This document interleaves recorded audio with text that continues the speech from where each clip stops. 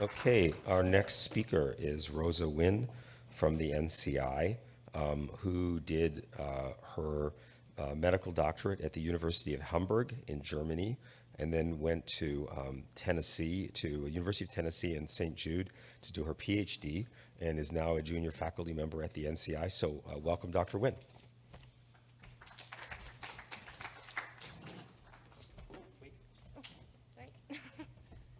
Forgot to mention the title of her talk, Novel Immunocytokines Mediate Potent Anti-Tumor Cytotoxicity Against Neuroblastoma.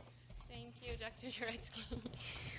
I wanted to start by saying that in these past 2 years, I actually didn't realize how much I enjoyed getting together with other scientists, clinicians, patients, families, and advocates to share science and talk about science. So thank you so much for giving me this platform to talk. And as mentioned, I will use the next 15 to 20 minutes to talk about novel immunocytokines for neuroblastoma.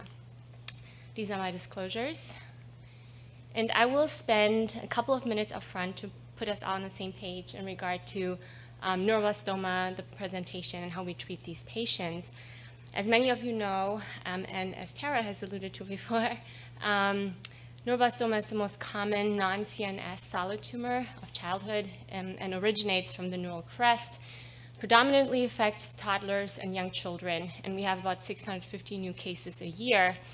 Unfortunately, it's a very aggressive disease, so 50% of these children actually are at very high risk for adverse effects like death or relapsed refractory disease. So knowing that, it's really not surprising when I tell you that 15% of all cancer-related deaths are caused by neuroblastoma, but it's certainly not because we don't treat these kids. And I'm still always very humbled to take care of these children because they show so much resilience. Over a span of 18 months, they receive chemotherapy, surgery, a tandem autologous bone marrow transplantation, and we send them to our colleagues in radiation oncology. And at the end of the third phase of treatment, it's really great that most of the patients have undetectable disease. But if you let them go, about 70% or more will relapse due to minimal residual disease, also called MRD. So there was an early push and recognition in the field that we have to develop therapies to target MRD. And one way to do that is by giving cis-retinoic acid. But I'd argue that probably the most groundbreaking discovery in the last 20 years, not only for pediatrics, pediatric solid tumor, and neuroblastoma alone, but I guess for the whole field, was the discovery that a monoclonal antibody targeting GD2 and two cytokines, IL-2 and GM-CSF, could really improve the event-free survival of these children. And we're now 5 years plus or minus out, and despite this success, there are still about 50% of children that do not fare well, and for whom we need better therapy. So there's a clear unmet clinical need where we come in. So I've talked a little bit about antibody therapy, and I want to go over this concept called antibody-dependent cell-mediated cytotoxicity. And because it's such a mouthful, we often just say ADCC. And in this graph on the left-hand side, I put the neuroblastoma cell on the bottom that expresses GD2, which is a tumor-associated antigen. And then we give an anti-GD2 antibody that recognizes this antigen and lures or attracts effector cells of the immune system to the site of action and helps them eliminate the tumor. And arguably one of the most important cells in this equation are the natural killer cells, also called NK cells. And we can then also modulate ADCC and improve it by giving cytokines either as a soluble form, as seen in the middle graph, for example, IL-2, or tethered to the antibody. And as you can imagine, as a soluble form, patients will experience a lot of side effects because the entire body is exposed to this medicine. But when it's tethered to the antibody, we achieve much higher local concentrations, at least that is the reasoning for doing that, and hopefully lessen toxicity but improving efficacy. And this complex on the right-hand side is called an immunocytokine that I will be talking about. So, 2 decades ago, the importance or potential importance of immunocytokines was recognized, and I actually went through preclinical testing and development and made it up to a phase 2 study led by the Children's Oncology Group. And in both of these articles that were published by them, patients with relapse refractory neuroblastoma achieved objective responses in about 15%. And this is really remarkable given the refractoriness and given that they're only treated with this one agent. But it also highlights that we might be able to do better, and this is where this project comes in. So during my PhD with Michael Dyer at St. Jude, I was not only interested in neuroblastoma, but also in other alternatives to IL-2 in terms of cytokine additives, and particularly showed that IL-15 could do much better in eradicating tumors in preclinical models of ADCC. So on this basis then, I designed new immunocytokines using human IL-15 and murine IL-21, and I designed these proteins in a way that the antibody, the HU1418, which is an anti-GD2 antibody, was the exact same one that the COG had used in their trial. And then I just swapped out the cytokines. And all of these cytokines are part of the gamma C family of cytokines. So they have very similar effects, but still distinct in terms of their effects on natural killer cells, NK cells, and T cells. And after designing and producing these proteins, the first question we asked in the lab was, how specific actually do these immunocytokines work? And I did very simple ADCC assays. So that worked by using neuroblastoma cells, you add the effector cells, the natural killer cells, and then you add the immunocytokines and see what you get. And I used actually 6 different neuroblastoma cell lines that you see on the left-hand side. They really span the molecular spectrum that we see in the clinic, meaning MECAN amplified, wild type, ALK mutated, P53 mutated, and so on and so forth. And I characterized them on the basis of their GD2 expression and color-coded them. So the pink ones are GD2 high cell lines, and then the green ones are low to absent. And I used NK cells from healthy donors that come through the NIH blood bank.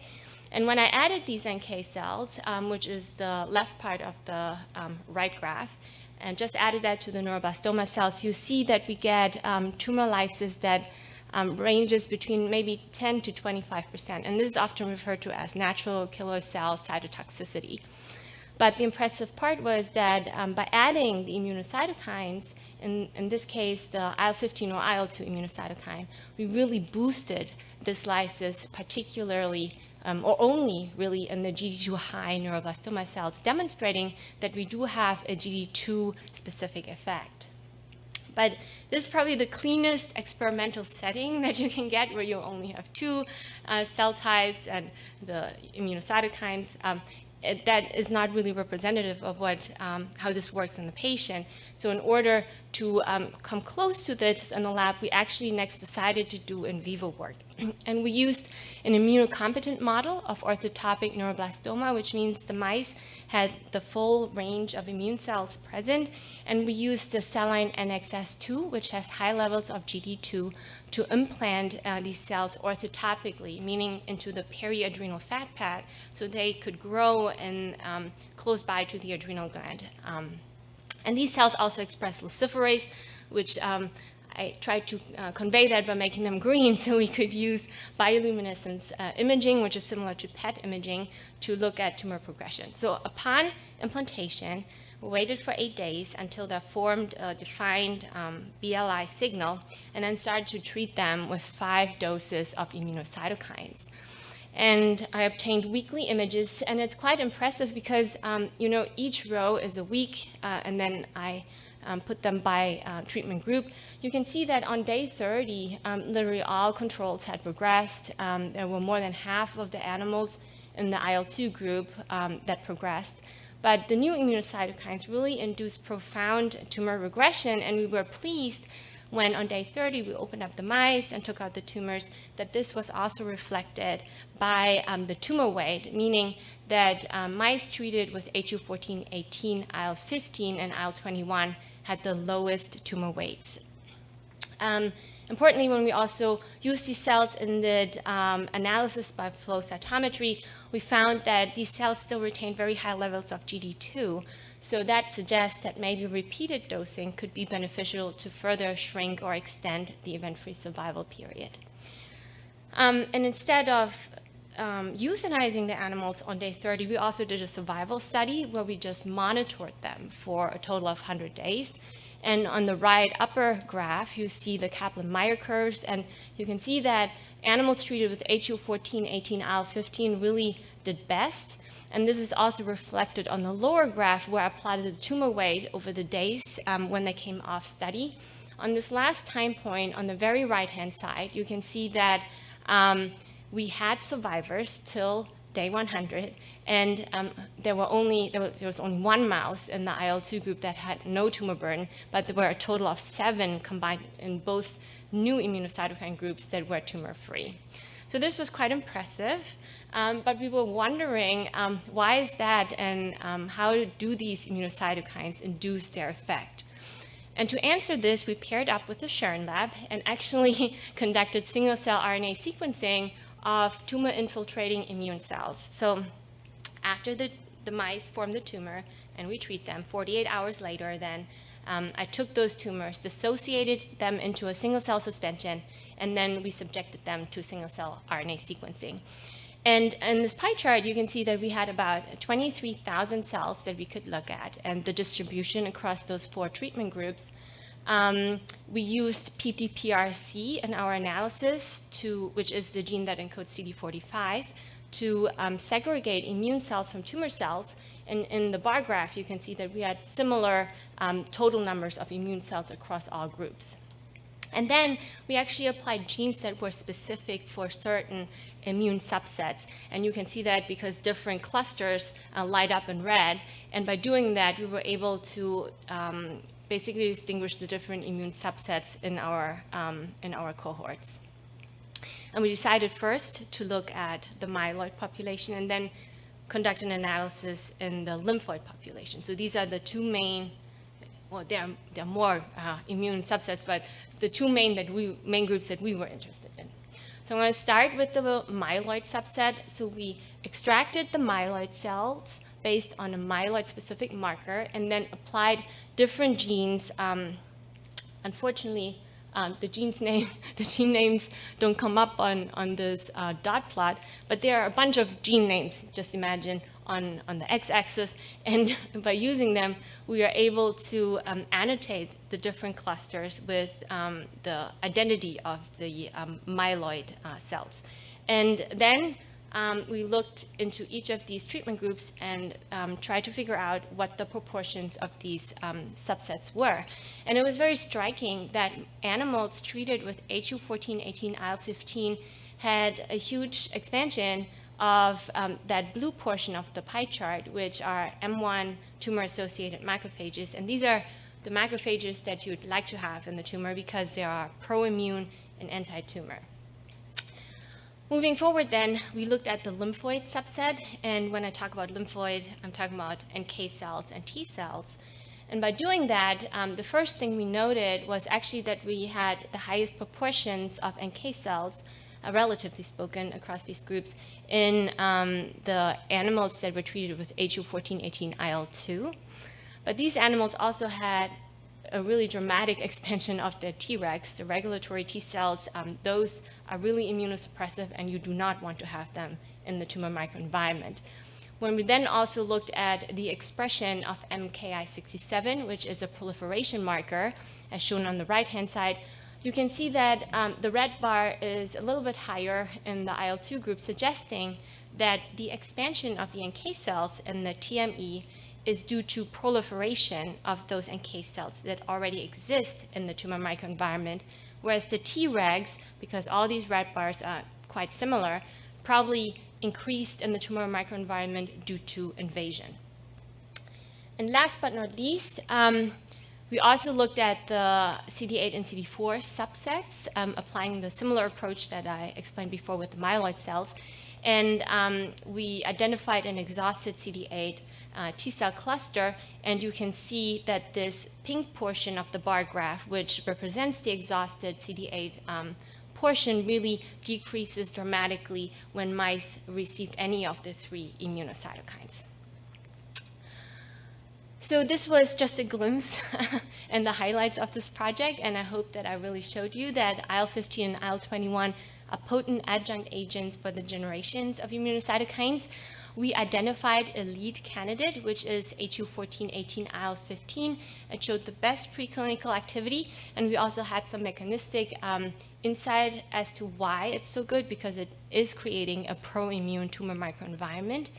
To confirm these results in the clinical context, I'm excited to tell you that the POB will be conducting this trial with HU1418 IL-15 in the clinic for patients with GD2 expressing neuroblastoma in the near future.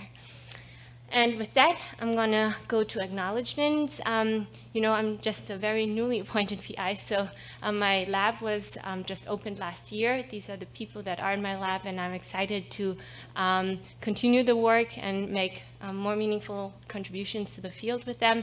I'd like to thank Carol Thiel. She's an amazing mentor. She was my mentor during my postdoc and has been very supportive. All the members of the Thiel lab, Ming, Jui, Man, and Ji, who are amazing people to be around. The Schern lab with Jack, Xian, and Charose, who helped with the biocomputational analysis. Our SCAF core facility, who did the sequencing for us. And then POB leadership with Dr. Wiedemann and Taylor, who were great mentors to me, and also Dr. Nufo Mendoza, our animal specialist. I want to thank our patients and family. We're doing that for you guys, and hope that we can make meaningful contributions. And last but not least, my funding sources. So I'm happy to take any questions, and I also want to say that I have a poster in case you can think of the questions. I'm happy to answer them later on.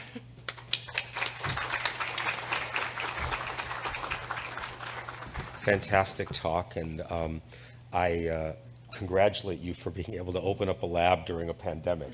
I think that all of us here recognize what a challenge it's been to not only keep research going during this time, but the fact that you could move and get a new lab started with some wonderful work is notable.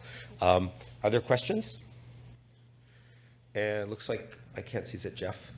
Yeah, over there. While he's getting the microphone, I just want to ask you, I thought it was interesting that throughout the presentation, and let me just say this could be a very naive non-immunologist question, so I apologize in advance if it sounds really naive, but the IL-15 is a human cytokine, and the IL-21 was the murine version. Yeah, excellent question. Okay, so what's interesting to me is that the 15 always did better than the 21, and I wonder if there was some sort of immunostimulatory effect just from the different species origin in the mouse compared to the murine in the mouse. Yeah, I think this is an excellent question. I didn't address it due to time shortage, but they cross-react, the IL-2 and 15, and have a lot of complementary sequences. So there shouldn't be a immunologic response to that. I would think that if there was a response, it would be towards the HU1418 because it's humanized. However, it raises an important point. As you have noticed on my in vitro slide, I didn't use IL-21 because that is really only murine specific. So again, due to the shortages and resources, we decided to focus our work more on in vivo work, and therefore picked the human IL-2, which is cross-reactive, human IL-15, which is cross-reactive, but murine IL-21. But excellent question. Great. Dr. Rubens. A really great presentation and very exciting results. I was wondering, for the POB trial that you're opening up, is that going to be for patients with relapsed disease? And do you think, if that's the case, if previous GD2-directed therapy is going to affect how tumors react to the medication? Yeah, this is an excellent question. So yes, it will be the phase 1 and phase 2 will be first in relapse refractory patients. I think the few studies, some from Germany, a few here in the US, that were done in relapsed patients looking at GD2 status suggest that Actually, it's not the classic antigen that is downregulated after immunotherapy, which you often see with CAR therapy, which is why I put this little graph on with the residual GD2 expression in the animals, because that was really also reflective of what we see in patients. I think one of the correlative studies on the trial will be, if we can, to do pre and post biopsies, particularly of the bone marrows, because that is already part of our assessment and probably will be granted by the IRB. But I do not foresee that to be an exclusion criteria. Okay. Other questions? I have a question. So do you think that the recent clinical data showing that the systemic IL-2 therapy doesn't seem to contribute that much and you don't need the systemic IL-2 anymore, does that help your cause and your argument, or does that hurt it? So I actually think that data, I know it was published in Lancet Oncology by our German colleagues or European colleagues, and I know we've dropped IL-2 from that, but I think they're really, if you read the study carefully, there were a lot of dropouts because it was poorly tolerated. And I think that, again, highlights the limitations of IL-2. It does ramp up the immune system, but it's really not tolerable, which is why we need more targeted delivery methods. I think because there was such a high dropout, which was I think almost 40% of the patient did not continue with IL-2 due to the toxicity, and then saying on this limited number of patients that there was no efficacy, I think, yes, there was no efficacy, but extrapolating this to everything and all the biologic mechanisms that we know about is difficult, I think. So I still believe that cytokines are useful.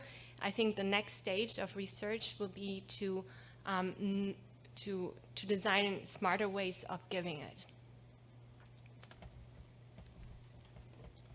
Are there other questions? Okay, so we have an extra minute. I would like to ask a favor. So, of you. And some of the data you showed had to do with single-cell RNA sequencing. And while you did a great job of explaining all the different things that you were doing in your talk, that technique is something that has become far more available in the last 3 to 5 years. And I wonder if you could explain to people here, because there's a lot of clinicians and guests that are not scientists, what it means to be able to do single-cell sequencing and what some of the potential benefits are going forward from this fairly novel technique that I think may not be something people get their head around as obviously as it sounds. Yeah. So, you know, the predecessor or the big brother of the single-cell RNA-seq is the bulk RNA-seq, where you just take all the tumor sample, you mesh it up, you take the RNA and you sequence it. The benefit of doing single-cell RNA-seq is that you can look at the RNA signature, the transcriptome in each single cell. This has the advantage that if you have very rare populations, they usually would get diluted out if you did bulk, but now that you know it for every single cell, you might be able to interrogate that specifically in very small populations. It's always important when we apply these expensive and fancy techniques to also ask the question, will it get us to what we try to prove? And I think single-cell RNA-seq really has revolutionized the field of immunology, where we have a lot of different subsets, and we do not know the contribution of these little subsets, and they can have a very meaningful contribution based on recent publications. But I think those are the things that one should keep in mind. But it's a very costly, obviously, and labor-intense technique that also requires a lot of bioinformatic analysis later on. But it can answer questions in tumor biology, for example, heterogeneity in neuroblastoma, which we would probably not be able to interrogate in the same way if we did bulk RNA-seq. Yeah, it's particularly interesting to me about neuroblastoma because back in the 90s, a lot of research went into the different types of cells in a neuroblastoma tumor, the N cell and the S cell. And those. Dr. Beitler's work, yeah, I still think it's quite relevant, and we are rediscovering this now with the new techniques that we have. Yeah, I think it's really interesting, and I just thank you for explaining that. I think it's fascinating that one of the tools we have today is to literally be able to look at cells one by one, and you have to balance what you get out of that from, is it all part of the bigger picture, or are you really learning something new? And clearly in the immune system, it's really helpful. So thank you, Dr. Nguyen, for explaining that. And any other questions?